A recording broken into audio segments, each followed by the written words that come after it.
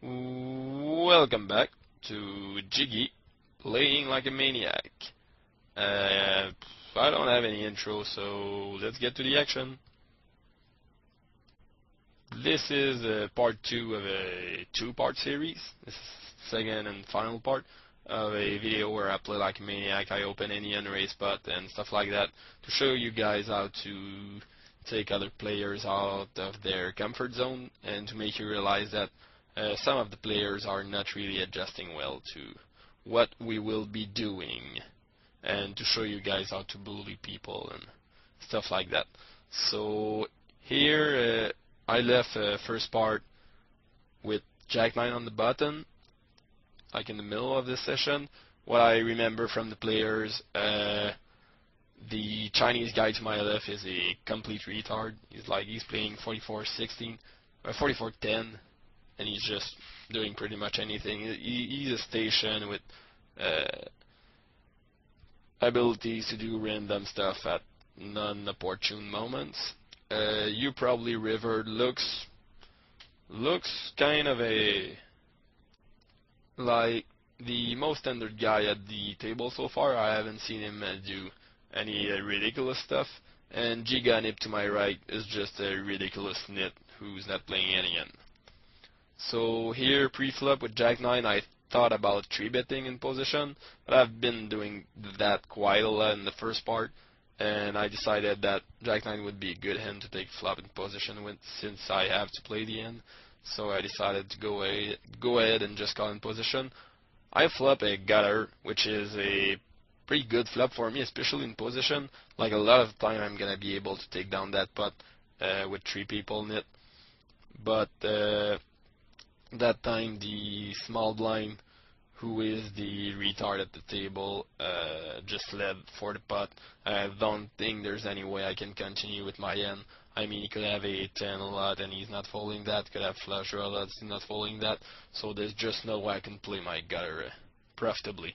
If, like, a lot of times my position and my gutter will allow me to take the pot with 1 or 2 barrels, since we're in multi-way pot, people are gonna check to me a lot, and I'll fire flop turns and rivers a lot, and they'll give me credit because we are a lot of people.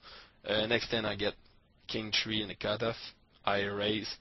Flop comes pretty wet. Like, I think it's kind of the worst flop to c-bet on. And since I've been playing like every end, I decided that this one was not gonna be the flop. It is gonna be a flop that I'm gonna just pass, since I can't really like c-bet every end. And this flop pretty much just nails his cold calling range from the blinds, except for low pockets. But he bets pot on the turn, and I just give up my hand, my no good hand. 9-3 offsuit in the big blind. I'm playing loose, but that's kind of out of my range. There's no way I could play that facing a raise from the button. We've got some new faces at the table, Benel and Weir. Good opportunity to know that they don't know that so far I've been playing like every end and like Maniac. Other guys might have noticed and might like start being pissed off, but not these 2 new guys. And we have a disconnection here. 59, 58, 57, 56. Here comes 53 and 50. Oh, and a reconnection. By the way, guys, I recorded the session like this summer, a couple of months ago, and I'm making the audio beginning of April right now. Today is April 11th, so it's been a while. But I've just checked it back to make sure. I just forgot that I had that in store and decided to do the audio right now. So it's just an old session, but I'm a doctor, so it's alright. And everyone folds that short, action-packed hand. So, okay, deuce 3 suited on the small blind. Got a raise from you probably rivered. I think I'm gonna 3-bet here, actually. That's what I'm gonna be doing. If Giganip can stay connected and fold, for the love of God, please, fold. Yeah. So I go ahead and 3-bet because I'm playing pretty much every hand. And Deuce 3 has some kind of potential. Don't do that at home. It's like for the video purposes, and that's a pretty nice looking hand. It's not a nice hand, but a nice looking hand, and that's good enough for me. And the flop comes Ace 3-7. That is pretty much one of the best flops we could have hoped for. I mean, we only have bottom pair, but it's really dry, and with the ace out there, it pretty much crushes our raising range in his eyes. So we can go ahead and bet that and win it very often. Some people might be tempted here to like check that flop because they have a pair and they want to take that to showdown. I think this situation is a bit extreme to illustrate my point, but what I want to be talking about here is, like I said, the habit of some people, like when they flop a pair, when they have like middle pocket or something like that, to always try to get to showdown cheaply as soon as they have showdown value. And people very often overestimate the power of showdown value over the power of bluffing value. What I mean by that is that there are a lot of spots, and this spot being one, where you are actually looking for a situation to make the player believe that you have the best hand. You are not really looking to have the best hand, because I'm aware here that when I bet my trees, what I'm making him fold most of the time on the flop is hands that I have already beaten. A whole lot of hands that I do not have. Most of the hands actually that are beating me are probably calling the flop. Anything, I think, a pair of 7s and above is calling. You might fold 4, 5s, or 6s on the flop. But this spot on later street, I mean, first you are going to take down the pot so often on the flop by betting, which prevents you from being in a tough spot when you check and he bets, and now you are playing the guessing game. By leading here, you are putting him into the shoes of the guy who doesn't know what to think of his hand, and it's a great spot to two-barrel on. I mean, you guys probably heard about the concept of turning maidens into bluff, and most of the time this concept is illustrated on the river, where you have like middle pair or something like that, and you put your opponent on, let's say, one top pair, and you think, well, I can't call, but I could raise, and he has to fold his top pair. But what I am talking about here is like turning made hands into semi-bluff against the ranges that cannot call, cannot hold multiple streets, multiple barrels. I'm going to throw like random numbers here to illustrate it.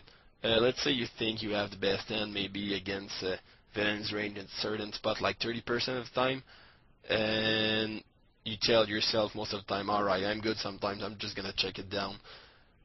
You do have to realize that in a lot of those spots, maybe you're on the flop or on the turn, villain's range actually is not going to be able to call 2 bets or 3 bets, flop, turn, river bets.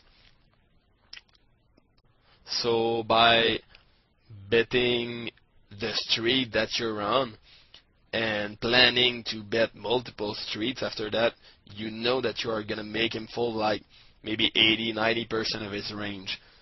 It's going to cost you a lot more, and it's going to be more variance because you're going to play bigger pots, and you're going to run bigger bluffs. You're going to run a lot more multiple barrel bluffs here with that kind of style I'm talking about. But in the end, it's just free money in your pockets, and you're putting your opponents in such tough spots when you are the type of guy who is able to turn one pair into like a semi-bluff on flops and turns. In that spot here, that actual hand that I'm going to talk about here, I'm betting the flop with the intention of betting turn again, because I know that he's probably calling, like I said, with a pair of 7s and up.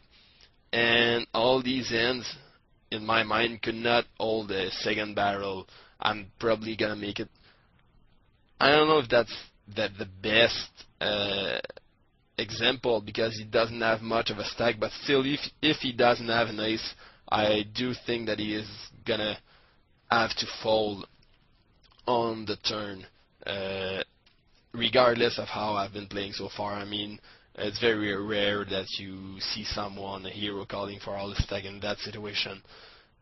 What I'm using my pair of trees for in that situation, instead of trying to use it as showdown value, I'm gonna use it, like I said, it's a semi-bluff, so I have just more outs.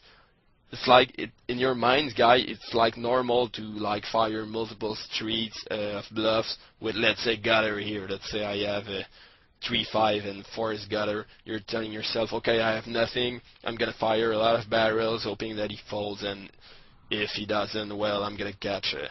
I'll try to catch my gutter. But here it's pretty much the same thing, but you have 5 outs. You know, your pair of trees.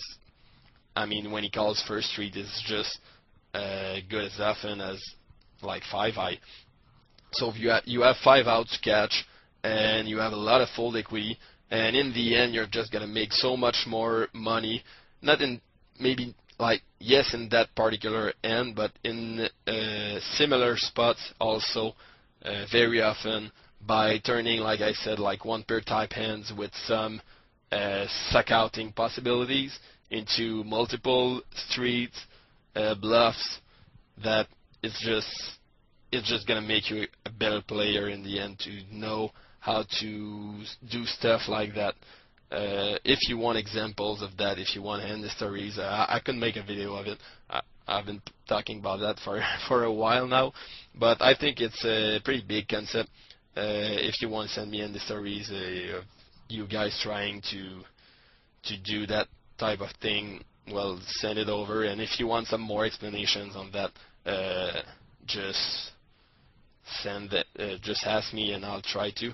But yeah, that's one thing I wanted to talk about, the ability to recognize spots where, like, you are gonna gain so much more value by trying to bluff multiple streets than by trying to show down your one pair type hand.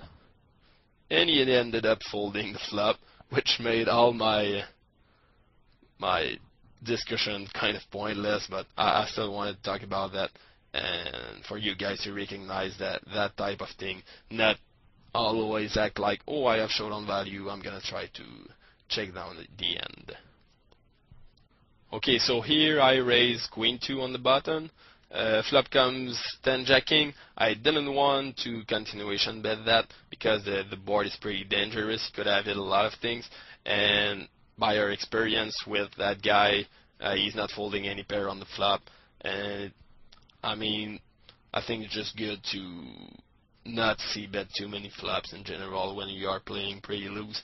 That's one thing I'm using actually as a like guideline to know if I'm playing well during a session. Personally, when I'm c-betting too much, usually means that I'm playing pretty bad, because when I put myself into an autopilot mode, I'm like, oh, I didn't flop anything, I'm gonna c-bet, why flop the draw, I'm gonna c-bet, like every time, and people, no matter how dumb they are, I mean, they end up understanding what you're doing, and it's pretty easy for them to play back at you and like raise every single of your c-bet. And I think it's a big thing when you are moving up to try and adjust to that is c-betting less, because when you are c-betting just way too much, it's pretty easy to get playback. Like when you're c-betting like 80% of flop, someone could go ahead and like min raise every single flop, and there's not much you can do. It's going to be real tough for you to do anything, especially if you are playing like a lag or a slag type of play pre-flop.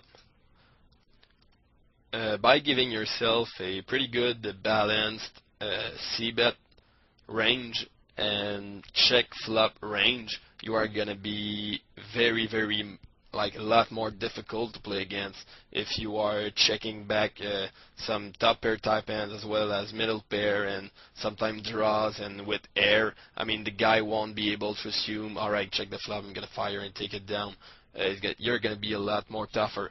You could like check back your top pair on the flop, and then when he leads the turn, you raise, and he doesn't put you on that. So that's just a general point. When you are moving up, guys, pay attention to your percentage of c-bet, and if it is too high, just try to put that like lower that a lot, and it's gonna be easier for you to play very often, and it's gonna make you tougher to play against and tougher to play back if you are playing pretty loose. So that's pretty much it. Back to the end, I called $1 on the turn because I had not much more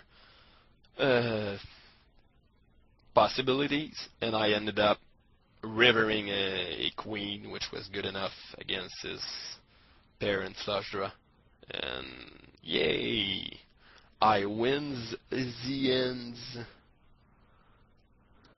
Next hand, 9-2 off. I raise on the cutoff, get called by the Chinese guy, and by now we know that like the guy, okay, he's pretty much brain dead poker wise, and he probably starting to get annoyed at me and pissed at me because I mean he's been calling every single of my raise and losing every single pot he's been playing. So now is often a time that he's gonna try to play me back. I entered the end with that in mind. So I c-bet that flop because it is a pretty good flop to c-bet on. Nice dry flop. And I get quick min raise, which in my mind is pretty weird. I mean, if he has anything here, I am honestly expecting him to do something else than quick min raise here, and that's pretty big timing and betting tail as well. Coming from a fish, like the quick min raise when you are playing super loose and he might being pissed at you is very often a bluff in my mind. So here, I mean, in a normal situation, there's not much I can do since I don't have any backdoor or whatever. But here, with what I had in mind when I played the end, the fact that he was very, very likely to be very annoyed and to play me back, I decided to call the flop with the intention of taking down the pot on a later street because I was just pretty much certain that he had nothing at all. So I call, and the turn is pretty much the best card I could hit, a 9. Bad news is that it does give his range some more power because what he is going to be min-raising in my mind a lot is stuff like gutters on the flop or straight draw like 6-7 or 9-7 or 9-6 or stuff like that. But he has so much hair in his range with the like timing and sizing tail that he gave on the flop with the flow of the game that I think that my 9 is good a lot here. And he bets $10 on the turn, which, I mean, I don't have much more options than calling the turn. I can't really raise because that would just shut down his bluffs. And I'm going to just get paid by a king, pretty much. So my only option is calling down and re-evaluating on the river. River is a pretty good brick, the 5. I mean, you could have 5, but it's going to be very rare. So I'm not super happy, of course, that he bet 16 because he could still have a hand, even given the match flow and game flow and stuff like that. But I was pretty confident about my read on the flop. So I just kept with it, and he bets pretty small, so that gives me really good odds. And I call him down, and he turns over queen 10. Of course, I got lucky to hit 9 there, but like if I didn't hit that 9, I was probably either check raising the turn or the river, since I was very, very confident that he was FOS on the flop. Of course, floating a raise on the flop out of position is not the kind of play that you should do too often. You have to be really, really, really sure of your read to do that kind of stuff because it's really tough to play. But when you are sure, when you have that gut feeling that the guy just can't have anything, then yes, you can go ahead and make that type of play, make that unpredictable plays and those stuff that, like, in theory it would be horrible, but in practice it is just super sexy and good when you do have a great read. And I think getting those kind of reads and being able to pull those kinds of moves when it is the right time is one of the things that differences the good player from the great player, let's say. So 10-7 suited on the big blind, the nit on the small blind just limps call. Flop comes pretty good flop for c-bet, 2 high cards, pretty dry, so I end up c-betting that. I have a couple of backdoors as well, which are great to have, especially when you are looking into like multi-barreling a hand. You want to have some backdoors because a lot of the cards on the turn are gonna give me the opportunity to see my bluff. And that's another thing when you are deciding whether to c-bet a flop or not c-bet it. When you missed it, what I'm going to be doing a lot is looking if I have backdoors. The more backdoors I have, the more likely I'm going to be c-betting the flop when I missed it, because I know that a lot of these backdoors are going to give me the opportunity to fire the turn again profitably. So yeah, I bet 4, and he calls. Thinks for a while, then he calls, and then he ends up checking the turn, and I think I check back that turn. Yeah, I'm checking back that turn. I don't know why exactly I've done that at that time. Most of the time, my first reflex is going to be to second barrel that I'm making him fold a 6, maybe a queen, but it's probably going to take me a third barrel to make him fold the queen here, and I am going to be looking at making that third barrel a lot, because it's going to make him fold a queen, which is a big part of his range, as well as like a jack-10 that decided to call the turn or something like that when I am two-barreling. But I knew at that time that he's not folding a king. By the way, I've been playing anytime in the hand, even if I'm three-barreling. So I might have been afraid that in the blind battle, he could be looking me up a lot lighter, maybe even with a queen. So I knew that, like, the only thing a second barrel would make him fold is a 6. And the third barrel, I might have been afraid that the third barrel wouldn't even make him fold the queen, because we're in blind battle and I've been playing pretty loose. I decided to just shut down on the turn instead of going for the turn and river bluffs, even if I hit my gutter on the turn, which gives me some good equity. So, yep, I ended up checking the turn, which is maybe a small mistake, but probably not, because of the way I've been playing and the fact that I'm way more likely to be called down than in normal circumstances where betting the turn and the river would be better. So I check back, and the river is one of the best cards in the deck, as in my mind it is one of the only cards that are giving me an opportunity to win that pot. I mean, it's really a scare card, and he's probably folding a queen to a bet here in my mind. That kind of player at that time would be folding a queen to a bet, maybe not a king, and certainly any other pair. So I certainly have to fire that scare card on the river against that particular opponent. And he goes ahead, think for a while, then he check raises me. Yep, he check raises me. I'm putting him on a big end, obviously, because he's just, in my mind, a nit who couldn't pull a move here, a bluff here.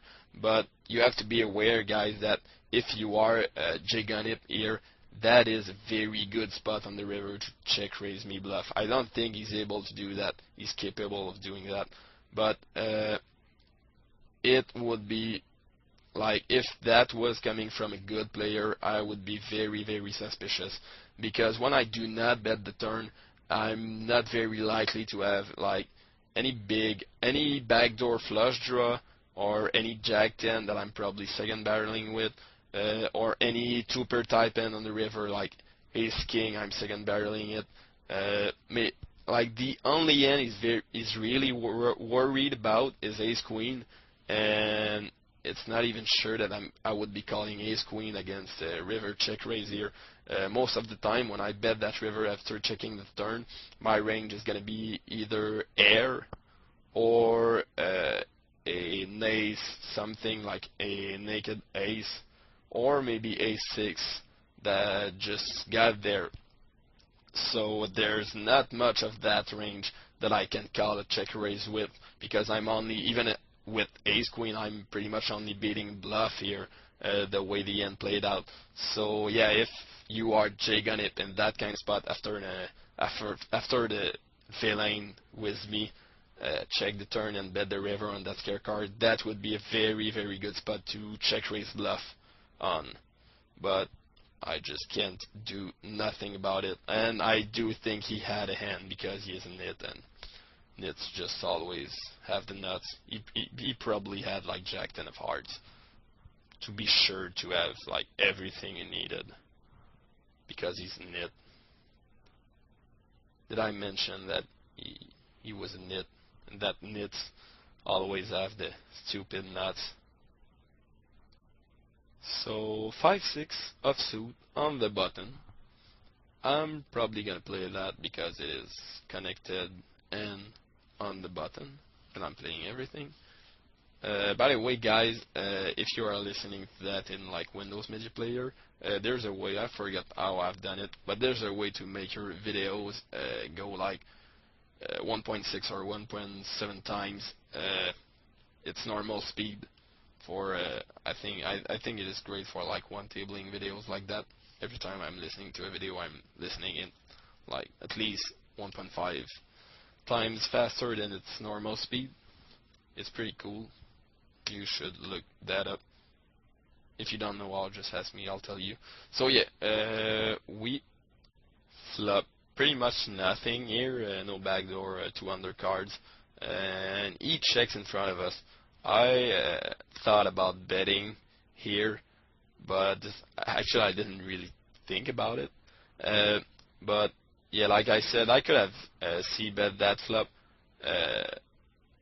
Well, not really c-bet, but bet when he checks to me with the intention of betting a lot of streets. But I think on that kind of board, I'm very likely to be called down. I think he's gonna check like an ace low or something like king jack or hands like that quite often, because these are hands that from villain's perspective can check call some streets like maybe ace 5, but if they bet on such a draw heavy flop, they don't want to get raised, and they don't want to like bet fold these kind of hands, and they don't want to check fold them, so they end up check calling them.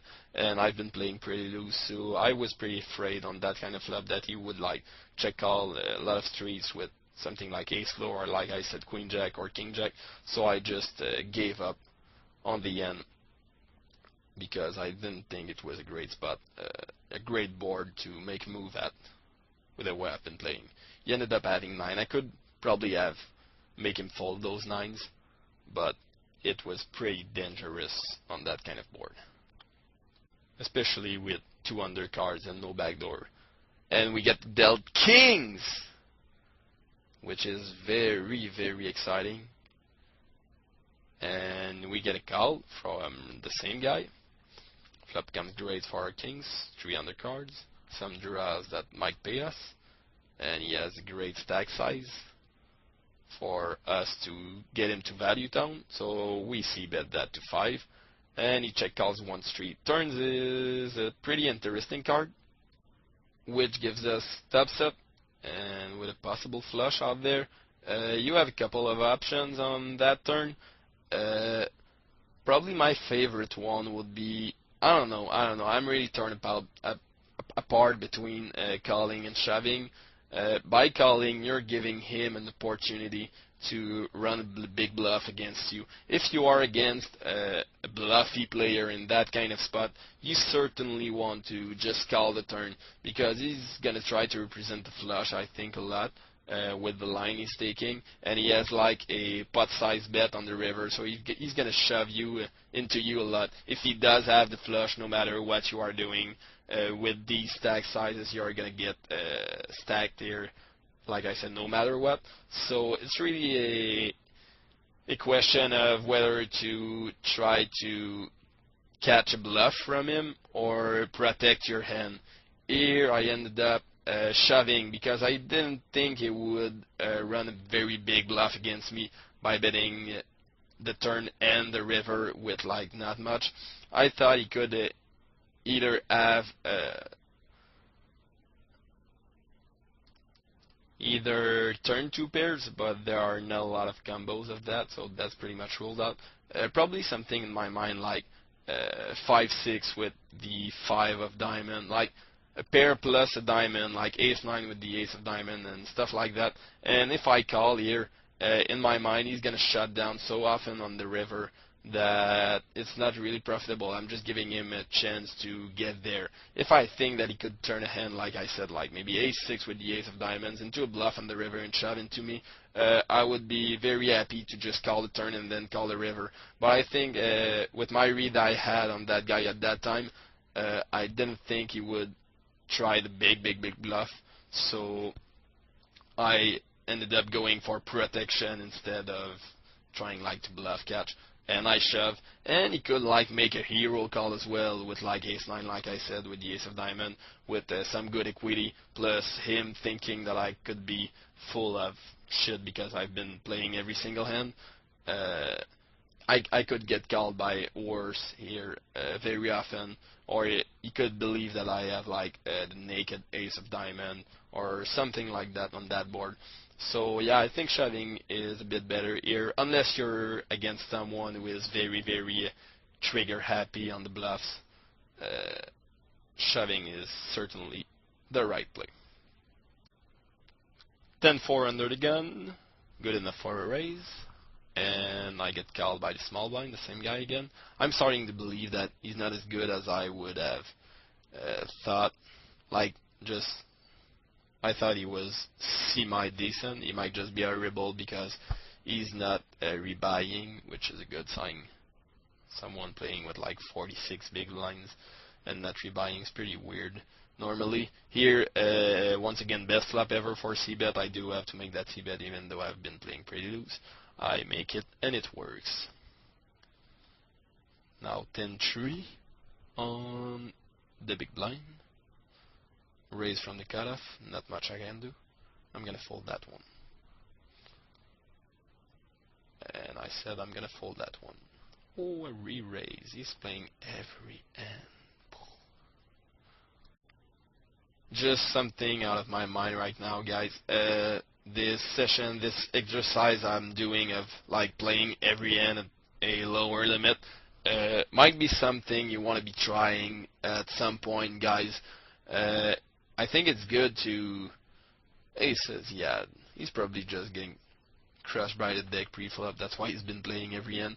But yeah, like I said, it's a good opportunity to maybe find some of your leaks. Like playing every hand is gonna make you realize in which type of spots you have trouble and what you want to be working on when you are working on your game. So yeah, that kind of exercise, if you are like an NL 200 player, drop down like at NL 25 cents and play every hand, and you're gonna see that it's gonna help your game a lot, guys. You seriously want to try that at some point in your game. Plus, it's gonna show you how a lag player is gonna think often, so it's gonna help you react better to those lag players at your normal limits. I mean, it's gonna give you just an idea of what type of hand he's gonna be playing and what he's gonna think about when he plays a hand. So yep, that's something you might want to try. Back to our table, King Queen suited. In hearts, one of the best looking ends in pokers. That end is good enough for a call-in position. I really don't want to raise here, even though it's a good, could be like a strong enough hand for a raise. I think it's strong enough for a call actually, and I certainly don't want to get 4-bet, which I think is gonna make a lot because of the way I've been playing, and I'm losing so much value by 3-betting here instead of playing it position in my mind. And I flop top pair. I do go ahead and try to get him to value down. He might not believe me because of the way I've been playing, but he just checks fold the flop, which is pretty disappointing. 3-5 offsuit on the small blind, one of the worst looking end. No, actually it's pretty good looking. Like there's a 3 and a 5, not so bad. And one other thing, guys, that making you that dropping down and make like play super loose is gonna help you with is having the ability to loosen up your game even at your normal limit. Once you get that ability, it gives you the power to switch gears at will when opportunities arise. It gives you the power, like I said, to play like super loose for maybe an hour, and then you instantly switch to super tight. And no matter how good your opponents are gonna be, it is gonna take them some time to realize you've just switched to a completely opposite style of play, and that's super powerful. That's kind of situation where you're going to be making a lot of monies because people are going to make a lot of mistakes against you because they are going to assume that you're playing a certain way and you're just going the exact opposite way. Okay, here 7 deuce. I limped call this small blind, which is another sign of a bad player, and I flop bottom pair. I don't really want to bet that because there's not so much value in betting here, and it's not that kind of spot I've been talking about earlier, guys, that I want to be turning like a made end to a semi-bluff. That's more of the kind of spot that I just want to check it down, and I decided to go ahead and click the check box to check back super quick, so he might be more tempted to try a turn bluff, which I could call with my pair.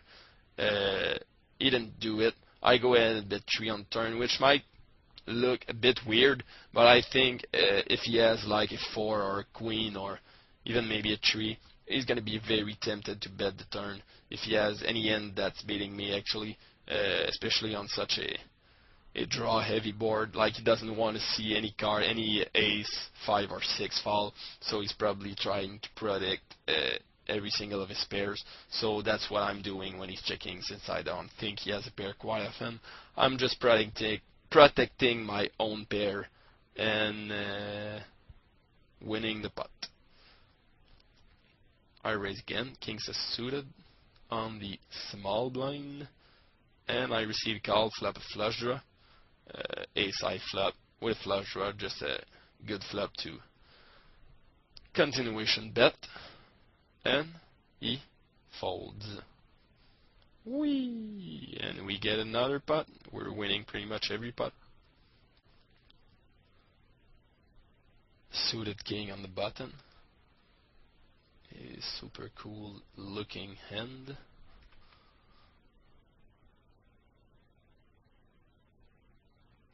And we raise once again. Back in the summer, I used to make it 3.5 times from every position. Now I'm more likely to make it like 2.5 from the button. I think it's a bit better to make it just a bit smaller on the button, and probably like 3.5 from every other position. Just because it is better, might be subject to another video, but still, raising 3.5 times on the button is certainly not a mistake. And we keep on winning every single pot. I don't know how many pots in a row we've been winning, but it's getting quite a lot. I think I'm winning like at least 70% of the pot in that session, which is pretty cool. I mean, if I wanted to cruise a girl in a bar, that's certainly a thing I would mention, that I'm winning 70% of the pot I'm playing in a session. Then do suited, Dyer Brunson, I'm re-raising, flop, deuce 3-4 once again, and once again I try to pull out the snap check back move, and once again the turn is a queen. I'm not betting that time because it is a re-raise pot, and there are less draws in his range and more pairs, so I think betting is worse. Is not a good thing as compared to the other way around, where it was a single raise pot. I just check it down, and he ends up having ace jack, and 10 deuce is better than ace jack in that case. Here, jack 9 off on the small blind, pretty cool hand. So I 3-bet that guy since I haven't 3-bet him yet, and he calls us in position. Yep, flop comes 7-8 deuce with a flush draw. Here I have a gutter and 2 overs. I have a couple of options for sure, and most of the time here that's the kind of spot where my opponent's stack size is gonna determine which option I'm gonna be taking. First, if he had less than that, if he had, let's say, 60 bucks, I think I would probably check the flop with the intention of check raising if he bets, because that gives him just the perfect amount to bet the flop and fold. And if he ends up bet calling the flop, well, I'm not risking too much and I have some good equity. If he had more than what he has now, if he had, let's say, 150 bucks, I would probably bet maybe a bit larger on my c-betting size, because that would leave me with just the right amount to three barrel bluff the end, and that's what I'm gonna be looking at doing on a lot of cards on turn and river. A lot of hands he's gonna call the flop with are one pair type hands, stuff like pocket 9 or 6 or stuff like that, which aren't gonna be able to continue on 3 barrels. So yeah, if he had a stack size a bit bigger, I would be looking to bet like maybe 18 approximately. I think that would build the pot just perfectly for me to bet the turn again and the river again. With the stack size he has now, 100 big blind with 90 left, I think my best option is to bet smaller, like something around 10 bucks, because first, he is pretty likely to see that as weak and decide to bluff raise the flop. So shoving over, let's say I bet 10 and he sees that it's weak, he raised to like 28 or something like that, I can shove over and have some good pot equity and fold equity as well, and if I get call I do have 2 overs in the gutter. So that's sorry guys, that's probably the best way to play that in with those stack sizes, to bet small shove over, and that's something I'm going to be looking at doing with a lot of my draws here. Any draw that has some equity, I think it's a really good play, because and you might just take down the pot as a lot, and you don't want to be like betting strong and then calling the shove, and betting and folding sucks as well. So betting small and then 3-betting is very good. You don't want to abuse that against players who know you and who know that you could do that, but against a player here with no dynamic, and I think he is pretty likely with the way I've been playing to try and bluff raise that flop. I think it's a pretty good time to pull out that move to bet small and then 3-bet with those stack sizes. That is not exactly what I ended up doing. I ended up betting 14, which is a bit big. I probably was a bit distracted because it's just a bit too big in my mind of a bet to accomplish what I've been talking about. It's still not a bad bet. I mean, it's still a continuation bet who's going to take the pot pretty often, but I don't think it's in this situation as good as a $10 bet.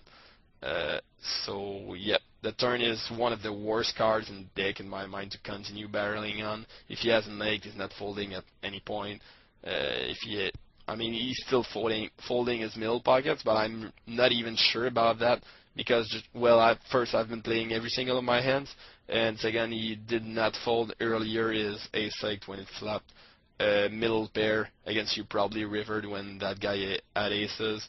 So it looks like he might be the type of guy who's willing to call down with like a middle pair for 2 barrels. In my mind, he wouldn't call for 3 barrels, but he doesn't have a big enough stack, and I size my flop bet just a bit too big for me to have 3 barrels, so I only have 2, so I don't think he's folding any pair to 2 barrels on such a draw heavy flop.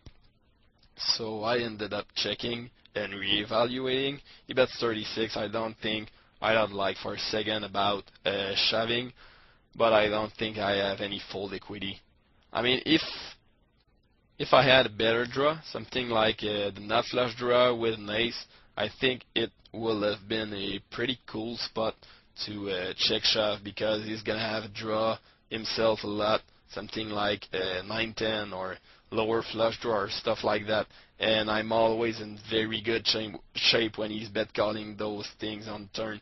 But with my jack-eye draw, I'm such in a bad shape against other draws that I don't think I can shove profitably. But like I said, if I had some value against what would be worse draws, I would have check shoved that turn, because the flop was just the board was just so draw heavy. Okay, the hand now. I raise my button with 10-5 off. I get called in the small blind by that stupid Asiatic Chinese something guy. I flop middle pair, which is a pretty low middle pair, and I end up checking it back, which in my mind is pretty standard. He bets 1 on the turn. I've seen him do that earlier with like bottom pair and maybe even nothing at all, so I decided I do have value in raising here, and I just want to be protecting my hand, and he could call with like ace-high, by the way he's been playing, so I decided that a raise here would be good, and he comes over the top of my raise and raises that pretty big to 23. Now I do have a decision to make. He sure is representing a king here, but he could very well be bluffing as well because of the way the hand has been played, the fact that I check back the flop, and then he bets only 1 on the turn, which kind of induces me in raising with a lot of bluffs. So in his mind, I might be very weak, and that is the reason why he could be coming over the top of my raise with a rebluff. So yeah, his range here is pretty much bluffs and kings. I don't think he's doing that with like any like ever with worse than a king for value. So my pair of 5s here is just as good as a pair of queens in my mind. So I think calling the turn is pretty standard. Plus, in my mind, that type of guy station is not the type of guy who's gonna follow up with his big bluffs on the river. He's gonna try like a 1-street bluff, like raise it. If it's not working, he's just gonna shut down. I don't see him trying to run a big bluff on me on the river. So he's gonna check his bluffs a lot on the river, which will allow me to get a easy showdown if I'm good, and he's gonna shove his kings a lot on the river, which will allow me to play my hand pretty easily on the river against a guy that I would suspect that he would shove the river with a bluff a lot more. I would be way more likely to just fold the turn here. And that is something that is good in a lot of spots, guy. When you are like in a tough spot, and you are asking yourself, you're not on the river yet, and you're asking yourself if guy is bluffing or no, you want to be looking at his probability of following up with his bluffs. The more he's going to be following up with bluffs, the more you want to make a decision pretty soon in the hand about either calling down or just giving up on the end. Here, since I thought that he wouldn't follow up his bluffs on the river, I could call the turn pretty comfortably, telling myself that if he shoves the river, I'm beaten. But like I said, I don't like if I think he's gonna bluff the river a lot. I don't want to be calling the turn with the intention of folding the river because I'm just burning money pretty much. But yeah, against that guy, it is not burning money. Like you don't absolutely have to call the turn to call the river if you call the turn. That's something I hear pretty often. Like, oh, why did you call the turn in that spot if you were to fold the river? Like if not necessarily in that particular spot, but in a lot of spots, people are telling other people, hey, why? Like I said, why did you call the turn? If you call the turn, you absolutely have to call the river.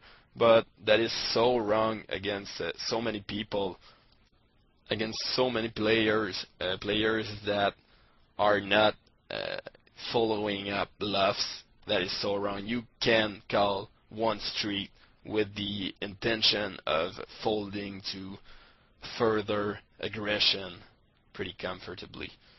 That's more of a concept that's good against players that are likely to run very big bluffs and are likely to move you out of the best end on later streets if you do call an early street with a medium, with a bluff catcher, let's say. So meanwhile, we've been raising every flop and winning every pot. That girl would be so wet right now, knowing that I'm like winning close to 80% of the pots. Yay. Oh! Pocket. Drax. What a nice hand. 2 jacks. A pair of checks. Under the gun raises, and he gets 3-bet by the button. The info we have on the button so far is that he's been playing, even though like he's been playing pretty passive actually. He's been kind of loose passive pre-flop. The only time we've seen him show down a hand after a re-raise, it was aces. So yeah, here jacks. I mean, with the way I've been playing, I have like a 83% VPIP. A lot of players are gonna tell themselves, alright, I have jacks, I'm playing super loose, time to go all in and get paid by worse. But the truth is, here, I'm facing a re-raise, coming from a guy who's re-raising someone from under the gun, and I'm not even in the end yet, so he has to have end. I mean, his pre-flop re-raising range at that particular spot is not, I'm not doing that good against it before even like shoving. Yes, I might get called by worse because of the way I've been playing, but he's not gonna have worse like pretty much ever in that spot. So you have to be aware of that. You have to not like go mad and tell yourself, alright, I've been playing every end, I'm gonna go all in with like marginal ends now when you are playing a lag type, and I'm gonna get called by worse, because a lot of people are just gonna wait for aces all day long if they have to. So you end up going all in with like nines, telling yourself, I've been 3-betting this guy 25 times in the session, now I have nines, that's great in, and he turns up aces, and you're like, what the fuck? So you still want to be cautious, even if you're playing very loose, and you want to spot who is going to be making a stand with worse than, let's say, nines, and who is just going to wait for aces and not take one type of guy for the other, because it might cost you a lot of stacks, a lot of buy-ins when you are playing loose, assuming that I mean, you can't assume directly that other people are gonna play loose because you do play loose. Some will, some won't, and you have to tag the right people. He raised you suited. I do re-raise because I've just lost one hand in a row, and I don't want to lose 2 hands in a row. That's for sure. So I win it back and go back on a 1-hand winning streak. Jack deuce off on the button, not good enough for a raise, so I guess it's good enough for a limp back. And make one of the plays that I prefer, limping my button and then betting every street until everyone folds. That normally works out either on the flop, like most of the time you're gonna get like 1 or 2 call on the flop, and then you bet the turn again no matter what you have, and then there's like one curious guy who's left in the end, and then you bet the river and that guy just goes away. That's a sexy move, to just bet until everyone folds in multi-way pots. That's one of my specialties. But now I couldn't pull it off because sadly everyone folded on the flop. I think that's gonna be pretty much all, guys. I've just rewatched there's like 10 minutes left to that session, and I've just watched them, and there's absolutely nothing happening. We like never get to a turn. I just keep raising every pot pre-flop and keep winning them all, like nobody's adjusting. So yeah, I'll leave you with that, with me winning another end. Hope that helped you guys, and like I said, you should go ahead and try that exercise one day or another of dropping down in stakes and playing like a maniac, just to feel like how it is, and just to spot your leaks and to spot spots on which you have trouble normally, and to know what to work on. So that was Martin Fournier-Giguère, aka DrGiggy, for Blue Fire Poker. Good luck and good night.